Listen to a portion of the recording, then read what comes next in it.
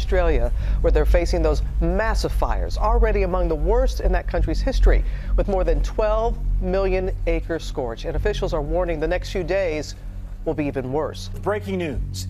In a major escalation in tensions between the U.S. and Iran, the top Iranian general has been killed in an airstrike while leaving the Baghdad airport.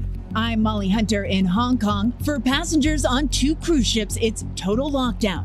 At the Japanese port of Yokohama, 3,711 people, including 428 Americans, are quarantined on the Diamond Princess. Now to growing concerns about the deadly coronavirus officially hitting the U.S. Here's what we know. A Washington state resident fell ill after returning from Wuhan, China, where the outbreak began. Officials now say more than 400 people have been sickened and 9 people have died. Good afternoon, and we're coming on the air at this hour with breaking news. Concerns over the coronavirus outbreak, and once again, they are affecting the stock market. Look at that right there. Wall Street ending one of the worst weeks of trading since the financial crisis in 2008. Good evening. Welcome to ESPN SportsCenter. Zuba Mahenti. I'm Michael Lees. Breaking news in this Sunday afternoon. 5-time NBA champion, former league MVP Kobe Bryant died earlier this afternoon in Los Angeles in a helicopter crash. News reports are just coming in. Among multiple victims, Kobe Bryant on that helicopter. Fired with rubber bullets. My cameraman has been hit.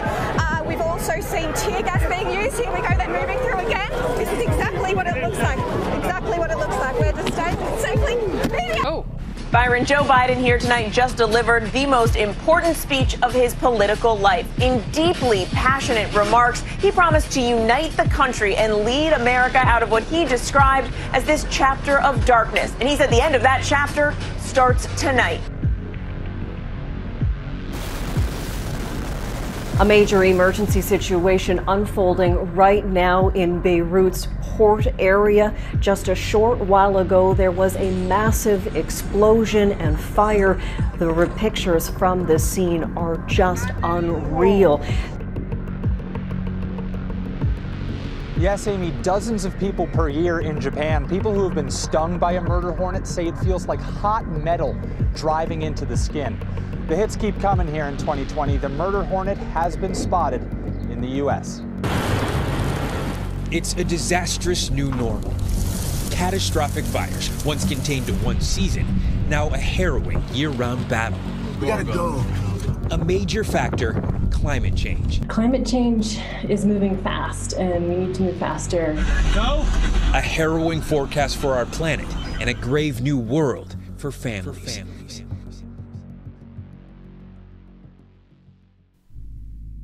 2020. What a year. Thank God it's over. Right?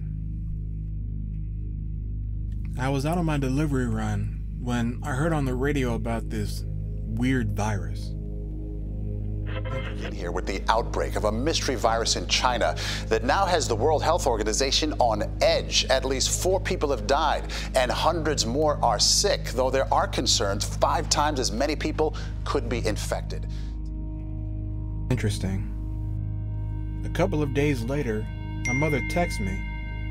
She sent me a picture showing that this virus thing was airborne and that I had to drink a lot of water in order to avoid getting it. We later discovered that that was fake news. So naturally, I wasn't too concerned about it.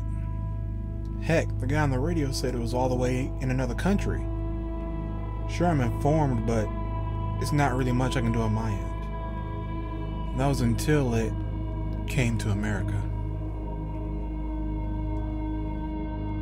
To unleash the full power of the federal government in this effort today, I am officially declaring a national emergency.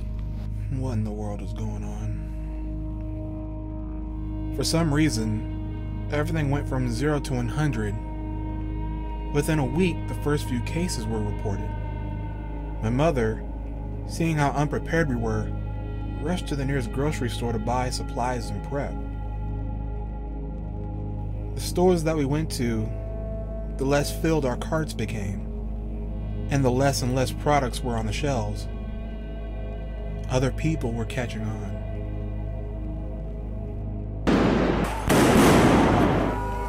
This is just like the LA riots, and just like the Trayvon Martin story all over again.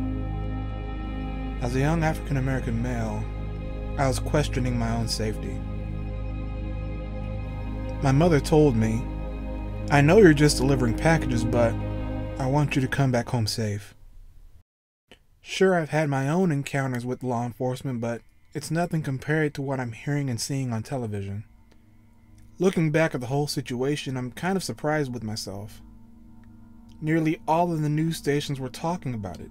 People in the streets were rioting and looting and creating chaos.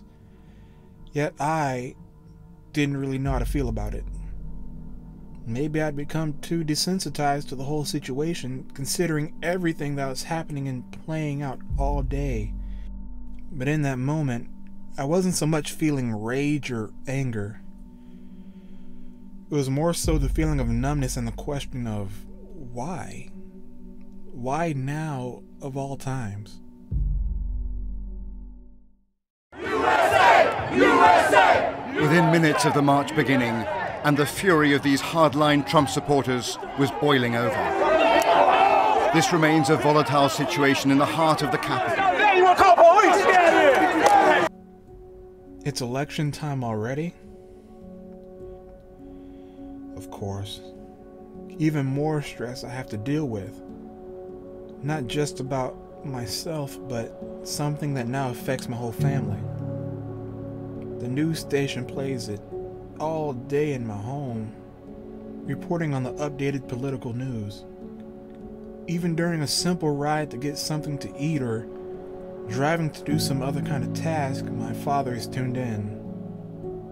Every single day, the news station plays, and I can't seem to avoid it. I try to do anything I can, but the sound of the news creeps in. I close my bedroom door. I can hear it. I turn up the volume in my headphones and I can still hear it in the background. Even when I don't watch television and I just watch a video to just drown out the day's stress, there it is, all over my YouTube feed. Now, this channel is not at all about politics or who I voted for. I honestly don't really care.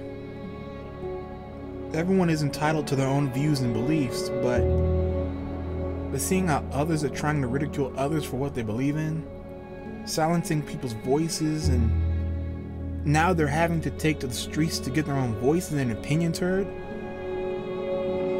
this is leading to more rioting and protests. It all seems like everything is coming to a head, and everything from the start of the year was all building to this point. And now, people are releasing their anger towards everybody. And I've kind of had enough. From the start of this year all the way until now, it's all been one wild and crazy roller coaster. And as I'm sure some of you can agree, it has been nothing but chaos, stress, worry, depression, exhaustion, rage, and a whole lot more I don't have time to list. Going on from this old year and transitioning into the new year, I honestly don't know what to expect. Or what to even hope for. Only God knows, and only time will tell. Through the hardest and most challenging events to ever happen in our lifetime, we've somehow managed to make a way to make it. So here's to 2021. Let it be a better and new year. Not just for me, but for you and your family as well. For all of America and the world. Thanks for watching.